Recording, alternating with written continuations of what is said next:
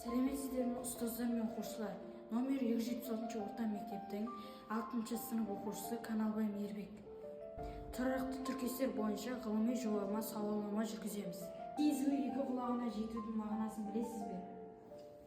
Сәлем Мейірбек. Я білемін, екі езуі құлағына жету деген қатты қуану деген мағынаны білдіреді деп ойлаймын. Өте дұрыс апай, рахмет.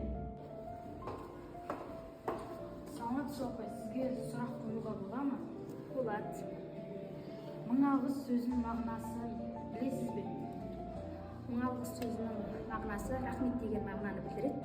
Мысалы, әкеге рахмет, анаға рахмет, осындай жұмыста істеп жатқан ұжымдастарыма рахмет, сіздей оқушыларымыздың бәріне рахмет айтамыз. Сондай мағына береді. Өте дұрыс апай, рахмет. Сәлем Димаш, саған сұрақ қойсам бола ма? Сәлем Мейірбек, әрине қоя бер. Қырық пышақ болу мағынасын білесің бе? Иә, қырық пышақ болудың мағынасы ол бір-біріне ұрсу деген мағына. Өте дұрыс. Сәлем Ая. Сәлем. Саған сұрақ қойсам болады ма? Әрине болады. 7 рет өлшеп білет кес мағынасын білесің бе? Иә, білемін.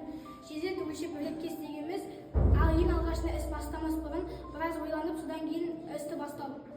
Өте дұрыс. Рахмет.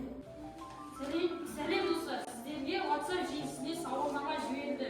Сол сауалнамаға өздеріңіздің ойларыңызды белгілеуді сұраймын.